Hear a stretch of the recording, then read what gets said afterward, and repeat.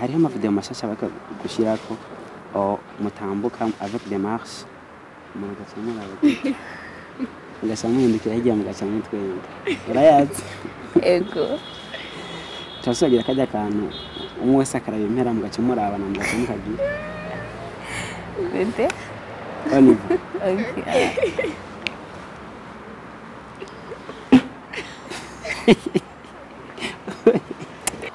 uyu mugambi wanyu wa digitalisation wumva uzohava uterera iki muri ryambona kazoza icyo uzoterera cya mbere ni education muri abo bakobwa n'abo bagore bari hagati y'iyo myaka ikindi naco digitalisation ku babizi n'abatabizi ifite akamaro kaniniya que ça soit mu buzima busanzwe que ça soit mu kazi kw'ishure usanga iriko irafacilita ibintu byinshi rero uwo mugambi wanje ikintu uzofasha deja ni kuganya umwanya wa bya bintu twahora dukora n'intoki canke physiquement tugashobora kubikora uri ku telefone canke ku mashini ikindi naco uzoterera ahanini ni ku muntu azoba ashobora gukoresha telefone yiwiwe canke imashini yiwiwe agashobora kwinjiza amahera rero no muri domaine ya construction harakenewe amélioration rero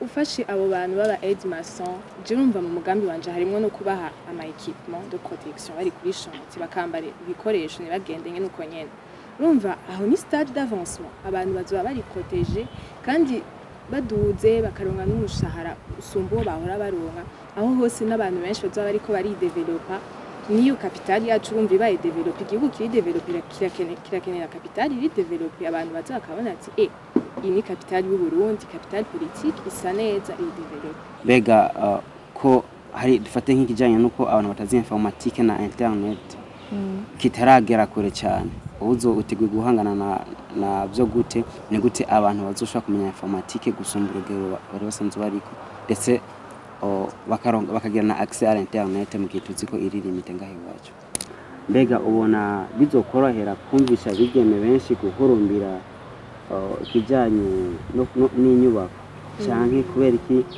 mwiyumvira ko boba abamaso mutiyumvira ko bogera kuri stade ko ba engineer mwe mwavuze ikijanye no guhindura mentalite mbega ni zihe mentalite mwabonye mushobora guhindura ni gute mushobora kuzihindura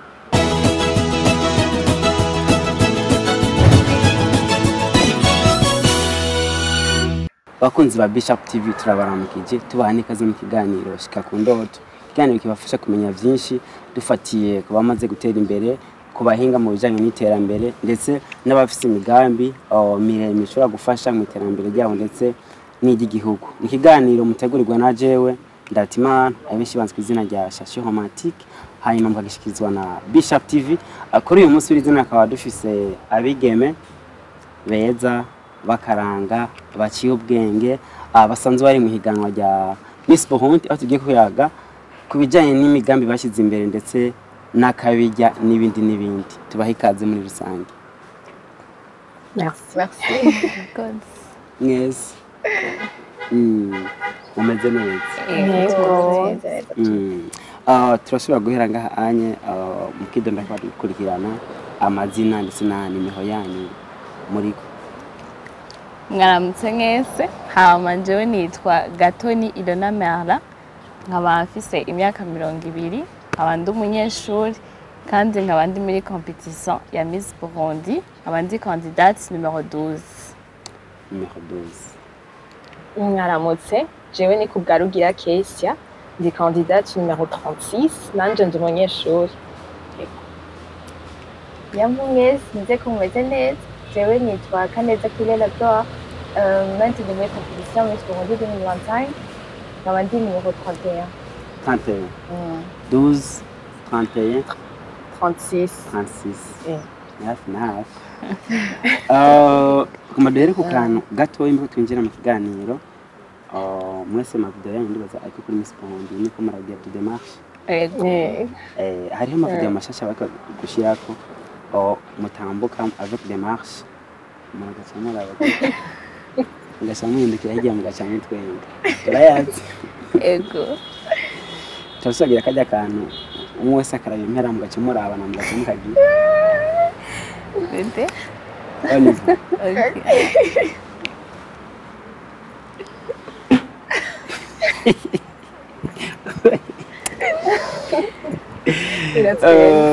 Tugiriye ko numero 12 mushaka kutubwira mbega ni uwuhe mugambi mwashyize imbere ni akahe kabijya kawe? Umugambi wanje witwa développement personnel et professionnel de la femme burundaise à travers la digitalisation. Hama umugambi wanje nosigura yuko ufise programme yitwa Connect Her Burundi ujanisha hamwe autonomisation de la femme aussi la transformation digitale. Umugambi wanje kabijya kawo ni guforma abakobwa canke wanashima abagore basanzwe bari muri digitalisation hama ensemble tugatransforma ama banque ama entreprise administration amashure hamwe n'ayandi ma institution yose. Numéro 30 36 31 yego. Je nanje umugambi wanje uri muri domaine ya construction. Ni ibintu bijanye donc no kubaka particulièrement mereye ku bagore n'abakobwa baba aide maçon. Ahanini nshaka kubaha formation kugira bashobore kuva kuri iyo donc stade y'aba aide maçon baduge baba ba maçon. Ko twarabonye yuko bamwe usanga babishoboye mugabo bakagira ikibazo c'uburyo bakabura uburyo bwo kuriha izo formation. Rero tubahaye formation bagaca baja no muri groupe bakagira regroupement baba baronse visibilité ku buryo umuntu wese afise chantier ashobora kuza ati je ndakeneye aba maçon ndakeneye aba aide maçon bagaca baja ku kazi. Urumva hanini ni kugira promotion y'abo bantu babuze ubwo buryo kugira nabo bashobore gutanga contribution muri construction ya capital politique yacu ariyo Gitega. Alors moi, jewe projet yanje yitwa Éclosion des talents, un tremplin vers la réussite. Ok, ngerageje kubasigurira neza éclosion gisigura nka découvrir amatalent y'abajeune hama un tremplin bigasigura nka chemin vers la réussite. Rero ikintu igituma nateye projet ni kubera nyene I believe yuko mu bajeune hari abajeune benshi bafise amatalent kandi ari byiza kugira bayexplore kandi ari ikintu gishobora kubashikana kure. Rero projet yanjye ari gufasha abajeune mu kudevelopa leur talent, mu kubakompanya, mu kubashikana, mu kubaha motivation yo kubandanya mu byo barimo kubera ndazi ko ni ingabire Imana yaba yagushizemo kandi ari byiza kuyidevelopa ko ishobora gushikana kure. Kumbure turumvise imigambi yanyu mwashyize imbere. Bishop TV ihari nk'igisho by'ugwaruka mu iterambere. Tuba dukeneye ko ugwaruka rutaratangura gukora rugira ibyo bigiye kubikora bakora ndetse n'ubikora bakora rugafasha urundi gwaruka. Mbega duhere kuri nimero 12 mubona uwo mugambi wanyu ushobora kuzofasha iki urundi gwaruka? Umugambi wanje urashobora kuzofasha cyane cyane abantu b'abakobwa bafite imyaka iri hagati ya 18 hamwe na 35.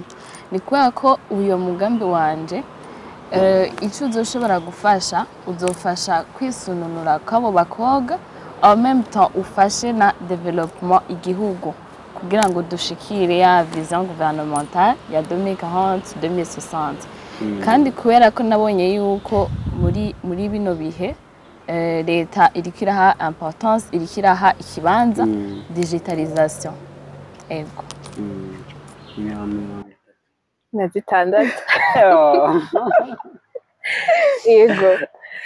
Donc jewe nanje umugambi wanje novuga yuko mereye d'abord kuri abo nyene bazoba bari muri domaine donc abo ba aide maçon n'aba maçon icambere urumva ni kwameliora ama condition de vie yabo kuko bashoboye kuba aba maçon deja baronka umushahara munini gusumba kandi n'imiryango yabo irashikirwa urumva hashikirwa benshi bazoshobora gukora batange contribution kandi muri bo urumva saba mama gusa harimo n'abakobwa nyene baba jeune bazoba baronse ubuzi nabo bakore kandi baronka amahera.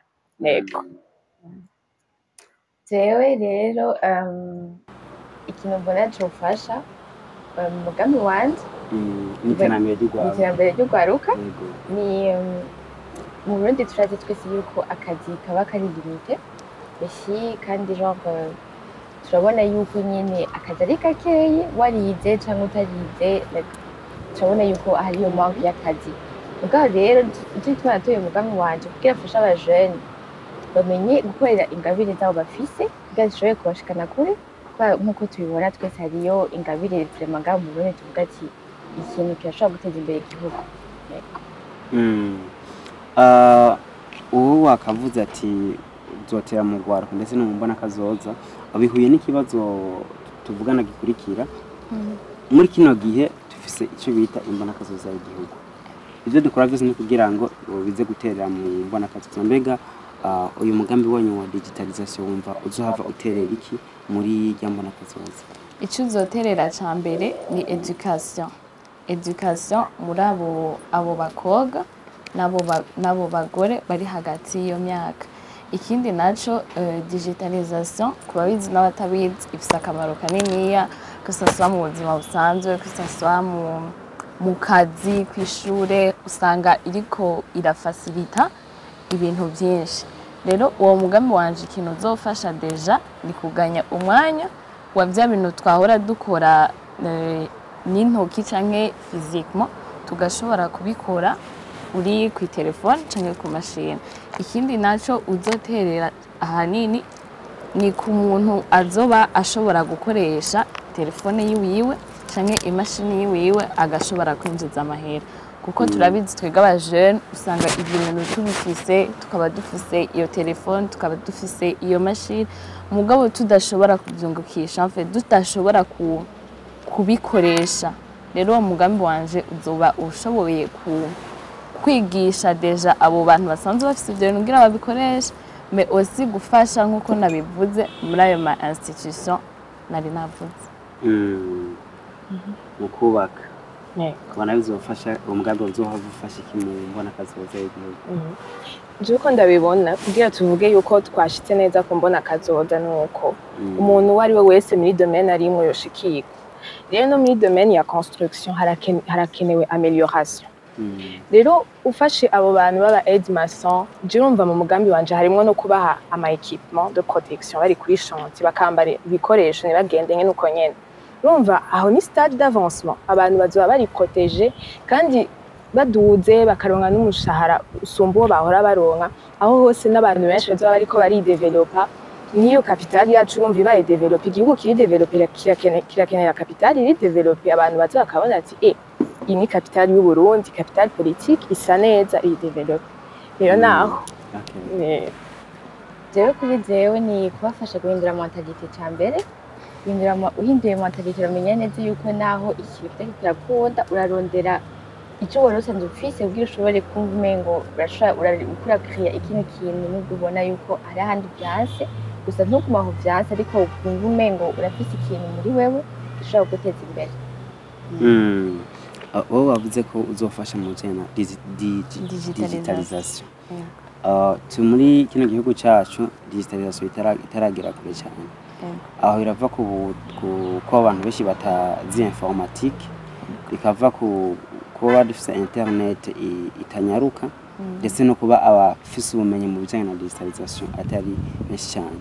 Mbega ko hari dufate nk'ikijyanye nuko abantu batazi informatique na internet kitaragera kure cyane uzo uteguye guhangana na byo gute ni gute abantu bazoshaka kumenya informatique gusumba urugero bari basanzwe bariko ndetse bakagira na accès à internet mu gihe tuzi ko iri limite ngaho iwacu? Okay, muri parti y'umugambi wanje mu mwanya nateguye ko umugambi wanje uzomara hazobaho aho kwegeranya cyane abakobwa basanzwe bari bien formé kandi bari bafise formation ikwiye muri digitalisation. Ivyo twaba tuzobihera ngaha i Bujumbura tuzoshobora kugenda turagira no mu yandi ma province buke tukigisha n'abandi bakobwa ku buryo nabo nyene tuzobarungika kwigisha abandi. Hama kandi niteguye gukorana n'aba partenaires kugira dushobore kuronka abaformateurs bari bien expérimentés mais aussi n'ama équipement naho nyene tuzoshobora gukorana na leta kugira ishobore kuduha ama équipement. Hama kucerekeye internet turacaciga ko naco nyene ariko nibaza yuko navyo nyene bizokoroha cyane gusumba. Mwebwe muri mu nyubako mwavuze ko muzokorera mu ntara ya Gitega. Yego. Ariko ikurara mu ntara ya Gitega nibaza ko abagore bubaka si benshi cyane. Ko bavuga ko abantu bubaka cyane ari abo ngaha muri Bujumbura la plupart. Mbega ubona bizokorohera kumvisha bigeme benshi guhurumbira ikijyanye n'inyubako cyane kubera iki mwiyumvire ko boba aba masomo tubwire ko bogera kuri stade ko ba engineer. OK. Bisanzwe nico nari naciyumviriye. Mugaca le fait que aba ingénieur kenshi usanga bisaba kugira amashuri ukaja muri université. Nubwo nzi yuko hari ababishoboye vraiment bataciye mu ishuri. Rero umuga kubera quand même utegerezwa kugira aho uhera. Je navuze ni reka mere kuri abo kuko iyo ni kanabonye Igitega nyene yabo ba Edmason nyene barahari. Prima nabonye benshi banashaka kwishanti ariko donc bariko bakora akazi k'ikiyede nyene. Mvuga ni utongo guhera ngaho tutangurane nabo si bake cyane prima si bake ni nombre iri considérable mushobora gutangurana hama mu nyuma avec l'évolution ya projet kavuga ati reka nje peut-être no mu yandi ma province shiremo n'abandi. Mwe mwavuze ikijyanye no guhindura mentalite mbega ni zihe mentalite mwabonye mushobora guhindura ni gute mushobora kuzihindura? Kuri projet yanje hazoba hariyo ibintu by'amaformation zo kwigisha aba jeune kumenya gukoresha ingabire zabo, kumenya ryari kuzikoresha, ukuntu bazikoresha n'ukuntu bakwiteza imbere. Mentalite kubabwira yuko bashoboye, kubabwira aussi kubaherekeza kubera bashize bipfiraho bataba bari soutenu kandi ata motivation baba bafise. Rero ibyo byose bizaba bihari mu byo tuzotuko turafasha muri ayo maformation. Ariko hamaze kuvuka amashyirahamwe menshi avuga ko agira afasha abantu kuduza impano muga nta mpano turabona ko hari ahantu yageze. Mbega wowe ni iki kintu tuzavuga twemeza yuko uzosumba abandi bamaze igihe babigerageza mu bikunda? Jewe kuri jewe ndose nk'amahirwe nkaba nka Miss Burundi urumva azoba ari platform nini yo gukorera ko iyo projet yanje kandi hazoba hari na visibility. Nzofasha promouvoir izo talent z'abandi nkazishira habona kuri iyo platform jewe nzoba mfise kandi ndibaze yuko bizoboneka bwamwe. Nibaza ko reka dushike mu kanya musi mwamurindiranye igishika aho mushaka kutubwira ni gute bashobora kubatora duhereye ngaho. Jewe mu kuntora murashobora kugenda muri bio ya Miss Burundi kuri Instagram hariyo lien. Iyo lien uca yinjiramo hama ugatora numero 12 Gatoni Ilona Merla hama ukacurungika kuri envoyer kugira wemeze vote yawe.